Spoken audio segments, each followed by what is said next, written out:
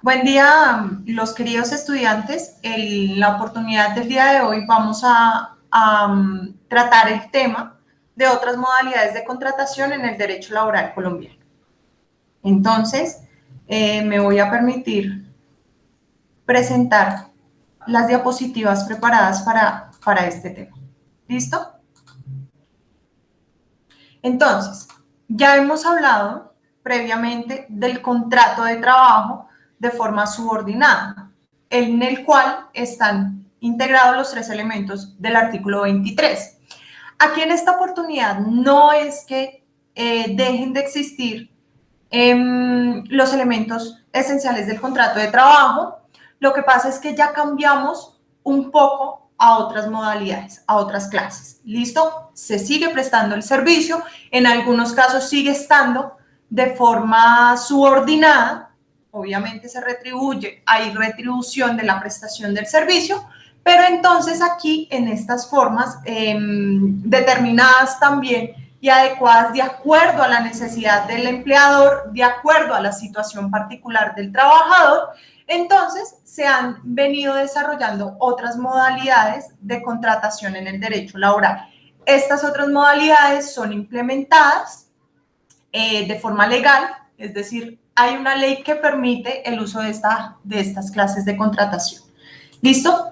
Por un lado vamos a ver el contrato de aprendizaje. Entonces, ¿qué pasa con el contrato de aprendizaje? Este contrato es especial, está regulado por el Código Sustantivo del Trabajo, sin embargo, aquí el vinculado es un aprendiz, ¿sí? Es una persona que está recibiendo una educación, una parte lectiva, ¿sí? Que es la instrucción o educación de efectivamente prepararse educativamente hablando para un puesto, para una ocupación, para una profesión o un oficio, según sea el caso. Aquí va a entrar a participar tres sujetos. Por un lado, la persona natural que está recibiendo la formación educativa, ¿sí? A esta persona la vamos a llamar aprendiz. Por otro lado, va a estar la institución educativa, ¿sí? Esa entidad autorizada para determinada formación profesional, técnica, de la ocupación o oficio en el cual se va a desempeñar nuestro aprendiz. Y por otro lado, la empresa patrocinadora. ¿Sí? La empresa patrocinadora es la que en cierta medida participa en el proceso de formación de nuestro aprendiz. ¿Listo? Entonces, ¿qué nos dice la ley frente al contrato de aprendizaje? Nos determina un máximo de duración en el contrato de aprendizaje. Nos dicen que las partes se pueden poner de acuerdo en el contrato de aprendizaje, pero este contrato no puede ser superior a 2 años. O sea, tiene un máximo, sin embargo, no tiene un límite mínimo, ¿sí? Usualmente los contratos de aprendizaje se suscriben o se acuerdan por periodo de 6 meses. Obviamente, se pueden prorrogar sin que en ningún caso llegue a ser superior a 2 años. Este contrato de aprendizaje puede también tener ambas fases, la fase lectiva, que es la fase formativa de nuestro aprendiz, y la fase productiva. Aquí hay prestación del servicio, esa prestación del servicio va a tener una remuneración. Lo que pasa es que la remuneración en el contrato de aprendizaje la vamos a diferenciar o no la vamos mejor a denominar salario. Aquí lo que recibe el aprendiz es una remuneración, una suma de dinero a cambio de la contraprestación, pero no constituye salario. Entonces aquí es una de las principales diferencias que va a tener con el contrato de trabajo, ¿sí? Aquí la denominación que se le da a esa remuneración a la prestación del servicio se llama apoyo de sostenimiento mensual, ¿sí? Ese apoyo de sostenimiento mensual está determinado para ayudar con los gastos y necesidades básicas que pueda tener el aprendiz durante la fase o bien lectiva o bien productiva del contrato de aprendizaje. ¿Listo? La etapa productiva, pues, es aquella donde pone en práctica lo aprendido dentro de su formación, ¿sí? El contrato de aprendizaje puede tener ejecución tanto lectiva lectiva o formativa como productiva. Sin embargo, ¿sí? Aquí hay una diferencia en qué clase de etapa está nuestro aprendiz. Si solamente está en una etapa lectiva o formativa, el apoyo de sostenimiento mensual no puede ser inferior al 50% del salario mínimo legal mensual vigente para la época en que nuestro aprendiz está recibiendo su etapa lectiva. ¿Sí?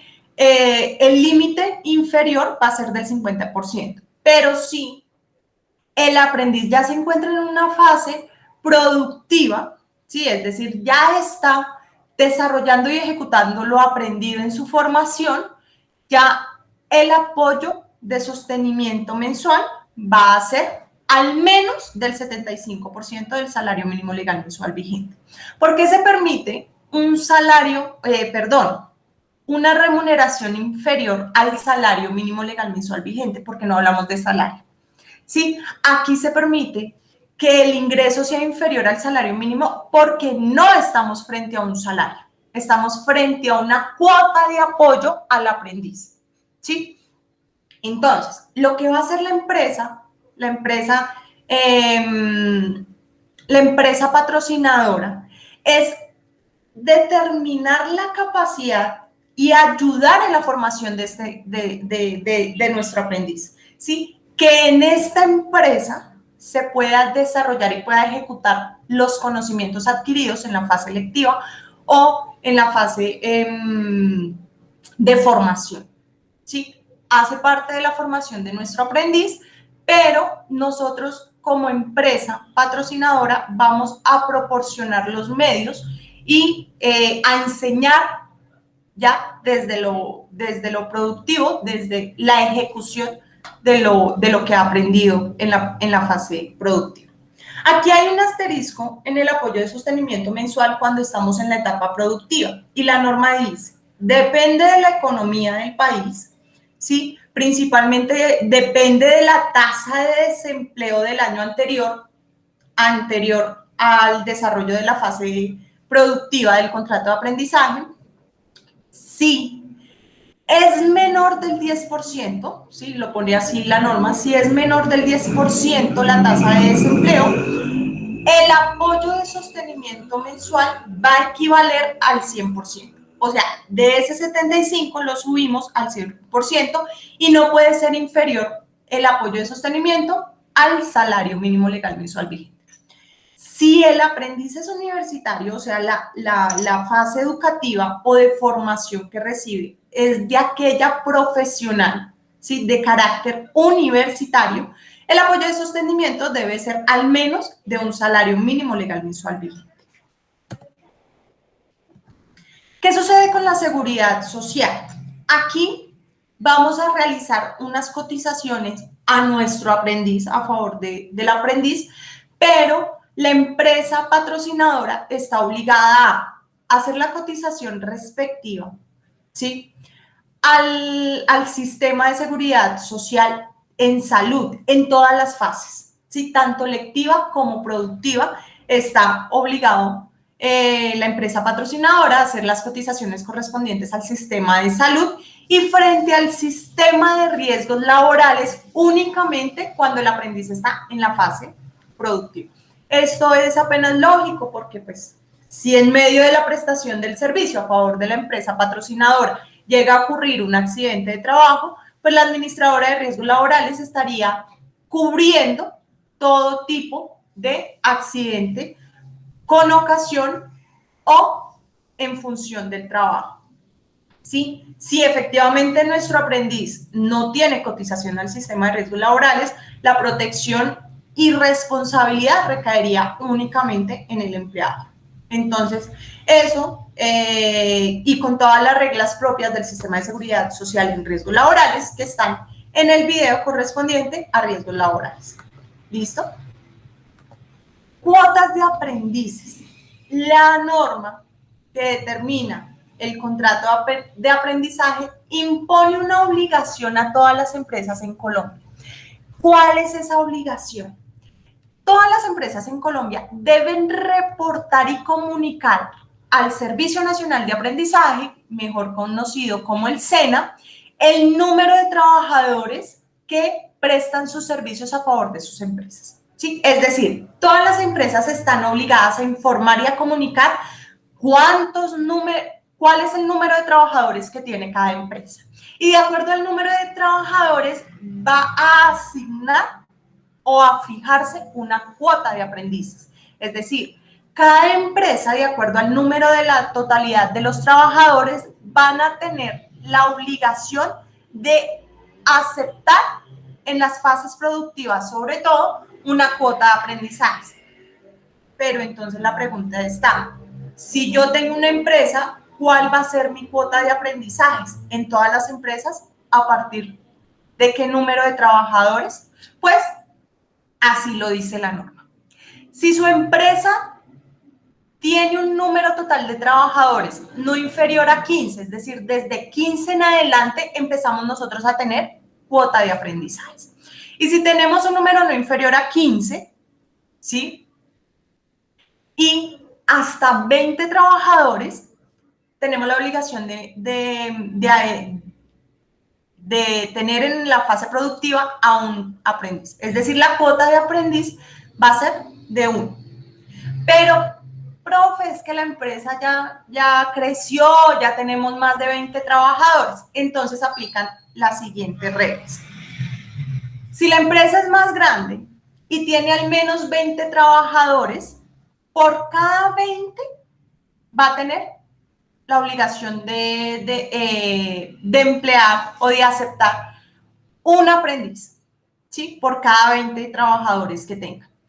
Y los que superan este número de 20, por cada fracción de 10 o más trabajadores, pero que no excedan de 20, ¿sí? Van a tener que aceptar a un aprendiz. Es decir, por cada 20 trabajadores, un aprendiz. Y por fracción que supere 10, pero que no excedan los 20, va a tener también la obligación de emplear un aprendiz. Es decir, mi empresa tiene 55 trabajadores, ¿sí? Entonces, por cada 20 me dice que yo debo aceptar un aprendiz. Es decir, los primeros 20, 1, los otros 20, 2, ¿sí? Hasta 40, pero tengo 55. Entonces me dice, por fracción que usted supere de 10 trabajadores, es decir, hasta 50, ¿sí? Pero que no excedan de los 20.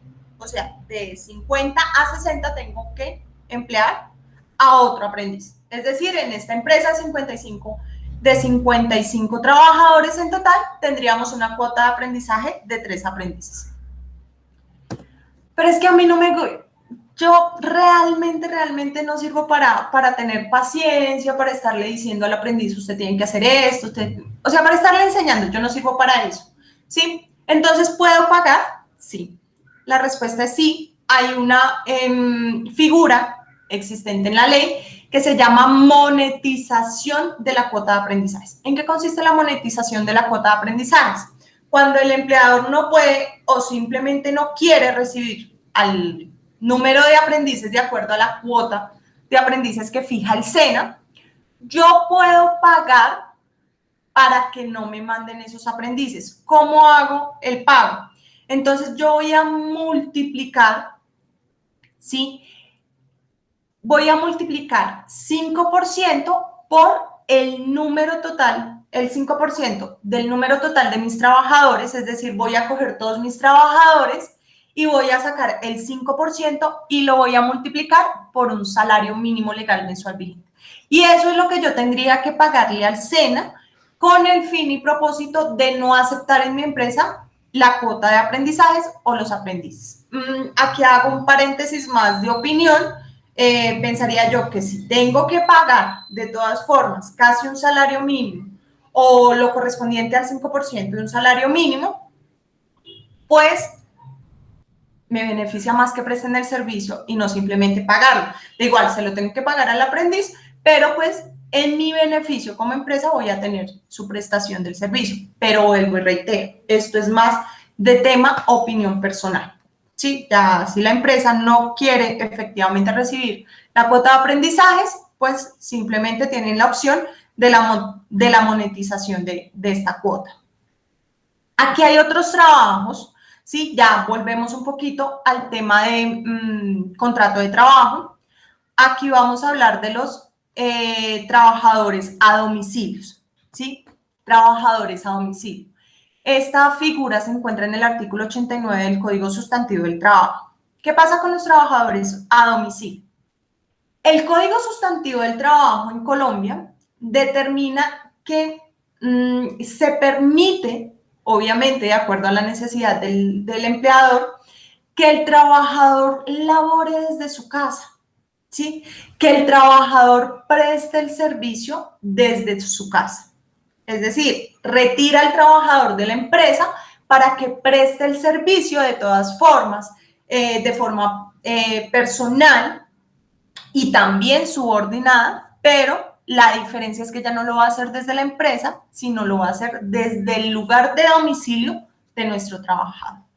Aquí habitualmente, cuando se presenta el trabajo a domicilio, el trabajador recibe ayuda de sus miembros de familia. Esto es permitido, ¿sí? El trabajador puede incluso recibir ayuda para la prestación del servicio de los miembros de su familia, de su cónyuge o compañero permanente, de sus hijos incluso, u otros miembros de la familia, ¿sí?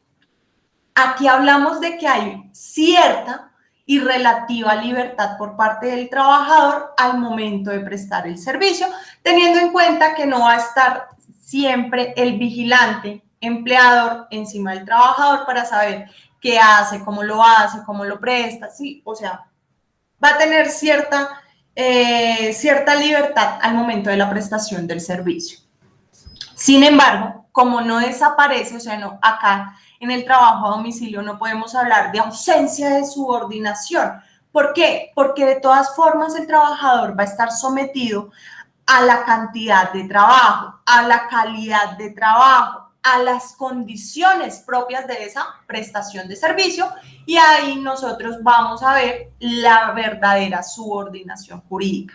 Es decir, a pesar de que el trabajador ya no se encuentra en la empresa porque presta el servicio desde su hogar, desde su residencia, desde su domicilio, pues el empleador va a exigirle de todas formas a nuestro trabajador instrucciones como la calidad del trabajo, la cantidad de trabajo, ¿sí? Y las condiciones propias de cuánto tiempo le debe tener ese trabajador o debe disponer ese trabajador para prestarme el servicio o hacer la labor o tarea que le encomendé, ¿sí? Entonces aquí volvemos y reiteramos, aquí no es que haya ausencia de subordinación, lo que pasa es que el trabajador tiene cierta autonomía al momento de prestar el servicio, pero ojo, esa libertad o esa autonomía es relativa, porque de todas formas, a través de la subordinación estamos determinando calidad, cantidad y tiempo para realizar las funciones que le ordena el empleado. Para el trabajo a domicilio también, ahí la norma impone unos requisitos. Y el principal requisito para el trabajo a domicilio, de acuerdo al Código Sustantivo del Trabajo, es la autorización por parte del inspector del trabajo para que el empleador pueda utilizar esta figura con sus trabajadores. Y aquí en la autorización del Ministerio del Trabajo, los empleadores van a registrar la prestación del servicio a través de unos libros, ¿sí? Esos libros deben estar rubricados y foliados por parte del inspector del trabajo al momento de la autorización. ¿Para qué van a servir los libros? Para llevar el registro de cuáles son los trabajadores que tenemos a domicilio, dónde es que se va a ejecutar el trabajo, ¿sí? Dónde van a prestar el servicio, en qué lugar, en qué residencia, en qué dirección específica se va a prestar el servicio, las cantidades y características propias del trabajo, es decir, cómo van a prestar el servicio nuestros trabajadores y la forma y el monto de salarios. ¿Listo? Recuerden que estos libros deben estar foliados y rubricados por el inspector del trabajo, es decir, folio por folio, el inspector va a plasmar su firma de forma tal que haya un control de que no se alteren o no se altere el contenido de esos libros. ¿Listo? Aquí el trabajador también va a tener un libro también firmado y foliado por el inspector con el fin de que ellos mismos, es decir, de que los mismos trabajadores lleven los datos, ¿sí? De la cantidad de trabajo, de dónde es que se está ejecutando el trabajo, de las características y además del salario, pero también de los implementos y materiales que el empleador entregue al trabajador, porque recuerden, seguimos dentro de un contrato de trabajo, la fecha que el empleador le dio o le instruyó al trabajador que debe realizar o entregar la obra o la labor correspondiente y la cuantía de los salarios recibidos. Es decir, el trabajador también va a tener un libro, el cual va a consignar estos datos para que no haya ningún tipo de confusión en la ejecución del trabajo a domicilio. El teletrabajo, esa figura que estuvo muy sonada, sobre todo hace un año, ¿sí? Que con el tema de la pandemia, hace un año, es decir, en el 2020, ¿sí? No era nueva, para sorpresa de Colombia no era nueva. Lo que pasa es que la habíamos tenido ahí empolvada y olvidada un poquito. El teletrabajo se reguló principalmente en Colombia a partir de la ley 1221 del 2008, ¿sí? Esta figura es una forma de organización laboral que consiste en la prestación del servicio del trabajador, ¿sí? También de forma personal, pero utilizando los medios o las herramientas, más bien, de tecnología, información y la comunicación, ¿sí? Es decir, aquí ya la prestación del servicio por parte del trabajador la va a realizar a través de las herramientas de las tecnologías de la información y comunicación, mejor conocidas como las TIC, ¿sí? Aquí el contacto directo entre la empresa y el trabajador, entre la empresa o el empleador y el trabajador, va a ser a partir de las aplicaciones y dispositivos y herramientas de la tecnología, de la información y de la comunicación. ¿Listo? Entonces, para nosotros hablar de un teletrabajo, de un contrato de teletrabajo, debe tener unos requisitos. Uno de ellos es que deba constar por escrito. Siempre vamos a fijar nuestros contratos de teletrabajo por escrito. Y ahí, en ese contrato, nosotros debemos plasmar las siguientes especificaciones. Las condiciones del servicio. ¿Cómo es que nuestro teletrabajador, porque aquí ya se llama de teletrabajador, cómo va a hacer las condiciones de ese servicio que nos va a prestar, a través de qué medios tecnológicos, a través de qué ambientes, cómo va a ser el ambiente de la prestación del servicio, la forma de ejecutar en cuanto a la jornada de trabajo, en cuanto al tiempo y el espacio donde se va a desarrollar la función de nuestro teletrabajador. Por otro lado, vamos a determinar la jornada de trabajo. Aquí es importantísimo tener en cuenta la determinación de los días y los horarios en los cuales nuestro teletrabajador va a disponer para la prestación del servicio, ¿sí? Esto sirve para dos cosas. La primera, para determinar jornada ordinaria y extraordinaria, ¿sí? Que tampoco vayamos a explotar a nuestro trabajador porque estemos utilizando herramientas TIC. No, aquí vamos a tener también una hora de ingreso o de inicio de la prestación del servicio y una hora de finalización, que si en todo caso supera las 8 horas al día y 48 horas a la semana, nuestro teletrabajador también tendrá derecho a reconocimiento de un salario extraordinario, conforme lo vimos, y que remunere la jornada extraordinaria.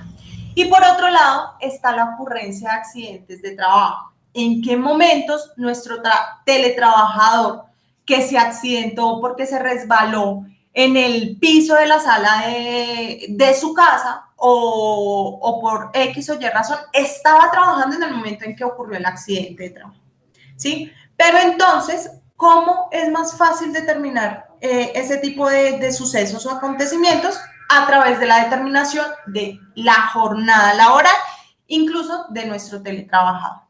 Por otro lado, vamos a definir también las responsabilidades frente a los elementos de trabajo que se le proporciona al teletrabajador para la prestación del servicio. Recuerden que aquí, en esta figura del teletrabajo, también está enmarcada la subordinación. Por lo tanto, los elementos que va a utilizar nuestro trabajador para prestar el servicio, así sea incluso a través de herramientas TIC, pues van a ser proporcionados por el empleado. Entonces aquí vamos a definir esa responsabilidad que tiene el teletrabajador frente a esos elementos de trabajo proporcionados para prestar el servicio. Y una vez finalizada la prestación del servicio o el contrato de teletrabajo, pues cómo se van a entregar y cómo se va a hacer la devolución al empleador de esas herramientas o dispositivos entregados. Por último, vamos a especificar medidas de seguridad informática. ¿Sí? ¿Por qué medidas de seguridad informática? Porque es que utilizamos las herramientas TIC. ¿Sí? Entonces, el empleador debe tener proporción al trabajador de aquellas medidas de seguridad para proteger la información de la empresa, ¿sí? Pero ¿quién las debe suministrar en primer lugar? El empleado. Y adicional a ello, debe especificarse cómo se dan a conocer al trabajador y cómo las va a cumplir el trabajador, ¿sí? Es decir, cómo lo capacitamos a él para utilizar estas medidas de seguridad, cómo él va a saber de esas medidas de seguridad y vamos a disponer y a especificar las condiciones de cumplimiento de esas medidas por parte del teletrabajador. Aquí la ley 1221 nos clasifica a los teletrabajadores y los clasifica en tres formas. Hay teletrabajadores autónomos, hay teletrabajadores móviles y hay teletrabajadores suplementarios. Los primeros, los teletrabajadores autónomos, son aquellos que escogen el lugar donde van a prestar el servicio, ¿sí? Es decir, ellos pueden disponer del lugar según su gusto, según su conveniencia, cuál va a ser ese lugar para prestar el servicio a través de las herramientas de las tecnologías, información y comunicación, ¿sí? Entonces, ellos son autónomos porque escogen el lugar donde prestan el servicio. En segundo lugar, encontramos a los teletrabajadores móviles. Estos teletrabajadores móviles no tienen un lugar específico o escogido, ellos no escogen lugar, pueden prestar el servicio en cualquier lado, ¿sí? Aquí las herramientas, aquí lo que vamos a tener específicamente, vamos a observar específicamente y va a tener mayor importancia, son las herramientas primordiales para desarrollar la prestación del servicio, ¿sí? Principalmente la prestación del servicio se va a realizar a través de dispositivos móviles. ¿Por qué? Porque el teletrabajador no va a tener un lugar específico, ¿sí? Él no va a escoger un lugar específico. Los teletrabajadores se van a estar moviendo, ¿sí? Entonces, cuando nosotros hablamos de dispositivos móviles, es porque el teletrabajador puede prestar ese servicio en cualquier lado, en cualquier sitio, incluso a través de la movilidad, ¿sí? Pero siempre con herramientas de la tecnología, de la información y de la comunicación. Y suplementarios se llaman, o vamos a denominar a los teletrabajadores suplementarios, aquellos que alternan entre ir a la empresa, ¿sí? Y prestar el servicio en un lugar diferente. Es decir, estos teletrabajadores suplementarios, si bien es cierto, también prestan los servicios a través de las TIC, de las herramientas TIC, van a laborar o van a acudir físicamente a la empresa o al lugar del empleador unos días a la semana y los otros días, los días restantes, pues los van a prestar el servicio a través de las herramientas TIC en otro sitio diferente a la empresa, en su casa, en su domicilio, en el centro comercial, en el parque, en cualquier otro lado. ¿Listo? Pero son suplementarios porque alternan ambas modalidades. Por último, vamos a hablar de esta figura de la tercerización. Aquí cuando se habla de la tercerización en Colombia hay un tabú, ¿sí? Hay un mito, no, eso de la tercerización es malo, eso, mejor dicho, acá no salvamos nada de la tercerización. Yo no estoy de acuerdo con eso. La tercerización, como lo vimos al inicio del semestre, no es tan mala. Lo que pasa es que, pues, ahí sí la malicia indígena, ¿no? O bueno, perdonen la expresión, ya no se puede utilizar esa expresión, pero sí la mala fe, es decir, utilizar una figura que se implementa en ciertos casos para todo, ¿sí? Y ahí es donde tenemos el conflicto. Aquí la tercerización es la prestación del servicio a través de un tercero, válganme la redundancia, a través de un tercero en el cual se beneficia una empresa o un empleador específico. ¿Qué es lo que pasa? Hablamos de una tercerización porque participan tres partes. Por un lado está la empresa contratante, por otro lado está la empresa o la persona jurídica contratista y en el tercer lugar estará nuestro trabajador o la persona natural que presta el servicio, ¿sí? Entonces, la empresa contratante, es decir, la que se beneficia de la prestación del servicio, y la empresa que hace intermediación o tercerización, hay una figura de contrato civil o comercial o administrativo de otra naturaleza diferente a el contrato laboral. ¿Listo? Aquí, la figura de la tercerización siempre va a tener modalidad de contratista independiente. Ese contratista independiente que nosotros estudiamos en el artículo 34 del Código Sustantivo de Trabajo.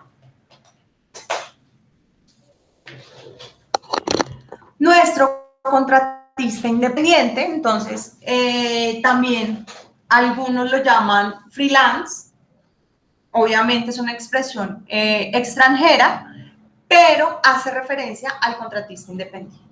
¿Cómo lo define el artículo 34? Para recordarlo, aquel que ejecuta unas obras o presta un servicio, sin embargo, sus labores las desarrolla de forma independiente y autónoma y con sus propios medios materiales e incluso con su propio recurso humano, ¿sí? Entonces aquí, nuestra tercera persona, que es la que tiene la intermediación entre la empresa beneficiaria o la empresa contratante y el trabajador que presta el servicio.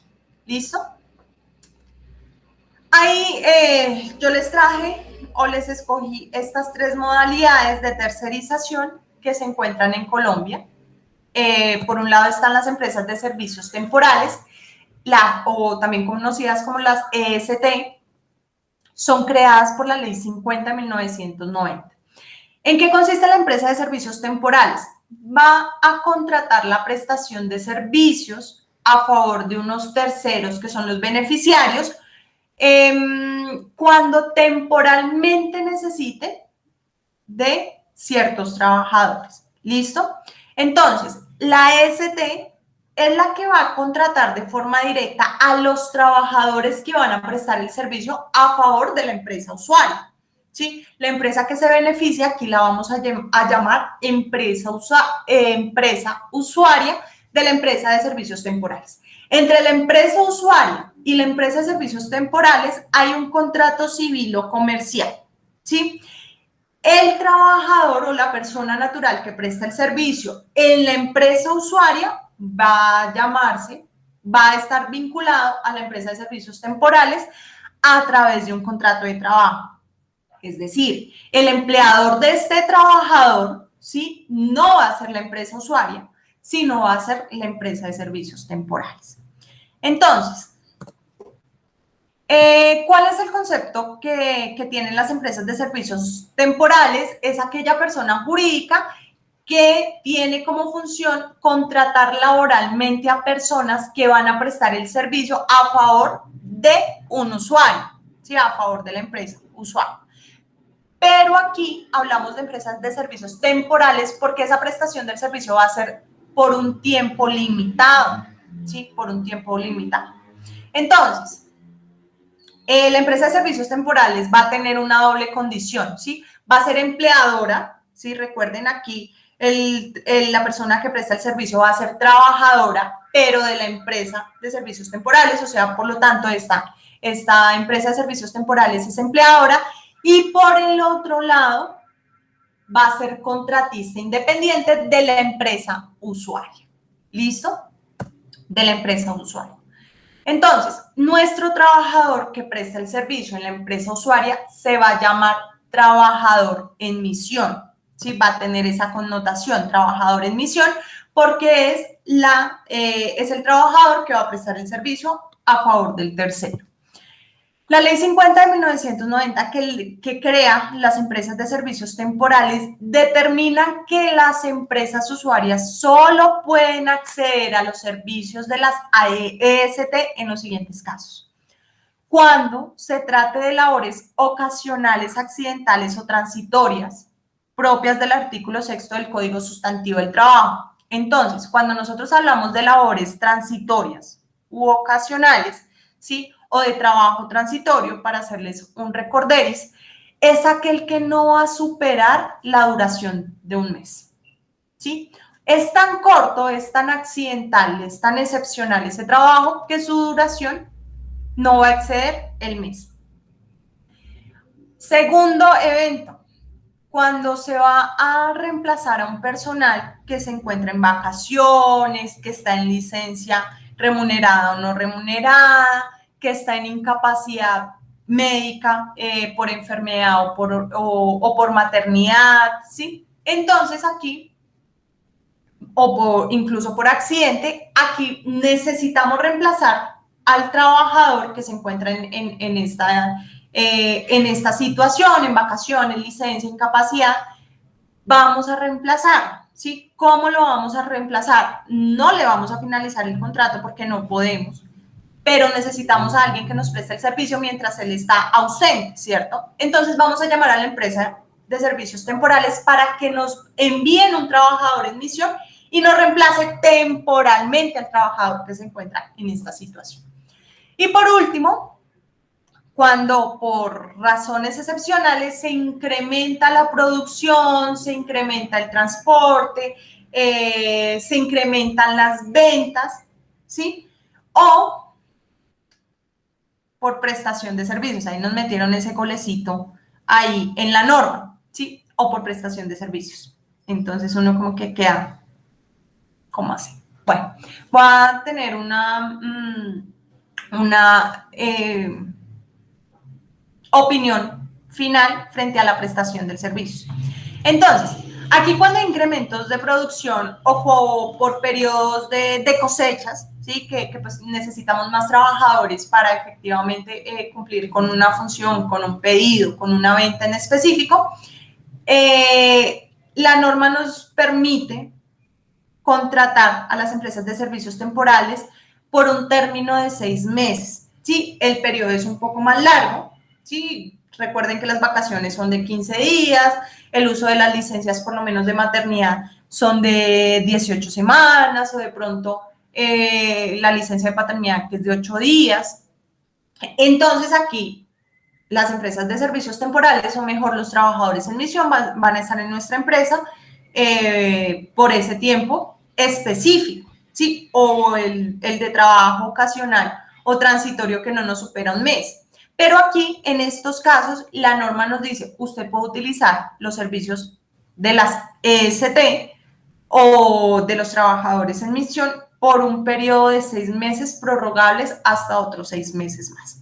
El comentario que tenía aquí al final, pues es que acá con esta opción, pues se alarga como el tiempo y pierde un poquito el objetivo de la norma, ¿sí? Y ahí empiezan, ahí sí, por ahí mismo se empiezan a meter los abusos de la norma, ¿sí? Los abusos de la figura de las empresas de servicios temporales, pero pues eso será tema de nuestra clase.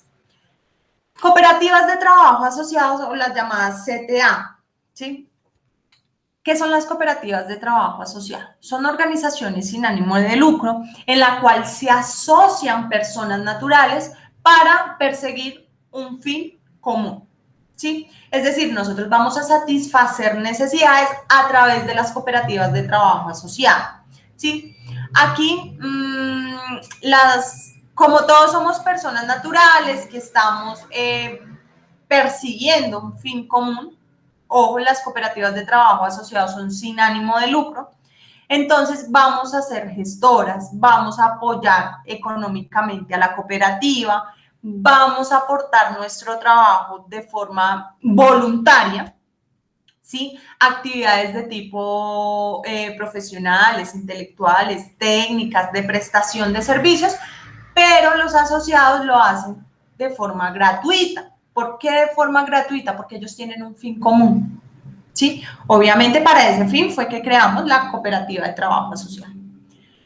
La norma determina que es un grupo de personas que nosotros nos asociamos con el compromiso de entregar nuestra fuerza de trabajo y nuestro conocimiento para el desarrollo de una tarea común, ¿sí? Por lo tanto, quien va a tener el contrato va a ser la cooperativa asociativa de trabajo, ¿sí? Perdón, la cooperativa de trabajo asociado. Ellos son los que se van a encargar de los contratos, ¿sí? ¿Y cómo ejecutamos los contratos? Pues a través de los asociados, de los que nos asociamos y creamos nuestra cooperativa de trabajo. Ellos van a ofrecer sus servicios, sus tecnologías, su conocimiento a favor de la empresa que contrata a la CTA, ¿sí? Pero no va a ser a través de un salario, ojo, porque acá no habría contrato de trabajo, sino que va a ser a través de un pago, de unos honorarios, ¿sí? De una retribución económica que no tiene carácter de salario. Aquí el tema es que esto se confunde un poco, ¿cierto? Empieza a ser un poquito confuso con la figura que vimos anteriormente.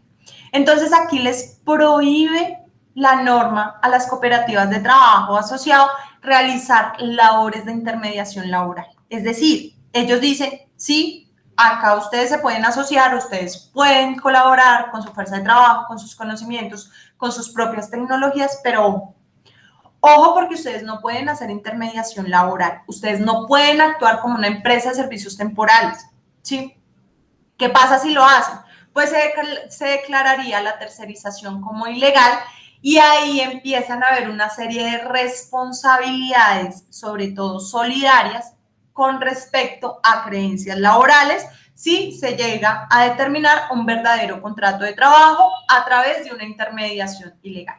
Aquí empiezan a responder todos, desde la empresa que se beneficia hasta los directivos de la cooperativa de trabajo asociado.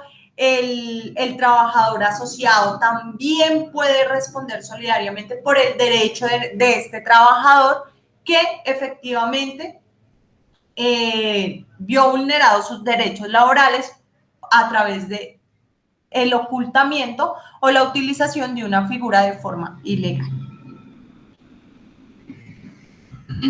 Las empresas asociativas de trabajo son creadas por allá en el año 1991 a través de la Ley 10, que dice, aquí es muy similar a las cooperativas de trabajo asociado, lo que pasa es que las empresas asociativas de trabajo son organizaciones en las cuales nosotros tenemos un conocimiento en común, ¿sí? Y entonces nos organizamos económicamente para producir, ¿sí? Y aquí lo que nosotros aportamos a la empresa asociativa de trabajo es nuestra capacidad laboral. ¿Listo?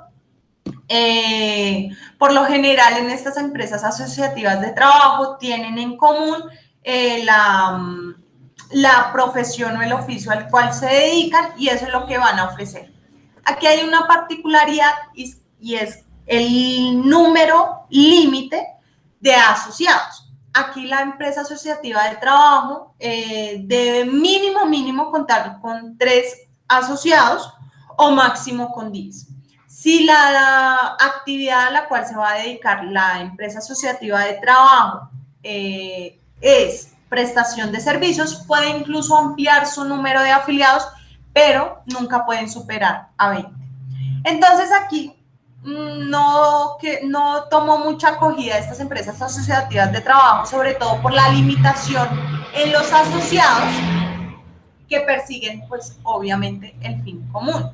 Aquí crean estas empresas asociativas de trabajo, algo muy similar que ocurrió con las cooperativas, es para que las empresas se sintieran libres al contratar estas organizaciones o estas personas jurídicas con el fin de no caer en la formalidad del contrato laboral, ¿sí? Sin embargo, y esto sí lo hablo para todas las formas de tercerización, si efectivamente oculta una relación netamente de trabajo permanente, de trabajo subordinado y de todos los elementos y principios que vimos que hemos visto a lo largo de este semestre en nuestra materia de derecho laboral individual, pues efectivamente se puede decretar o declarar una tercerización ilegal y caen responsabilidades tanto para el empleador o la empresa que se benefició con esos servicios personales y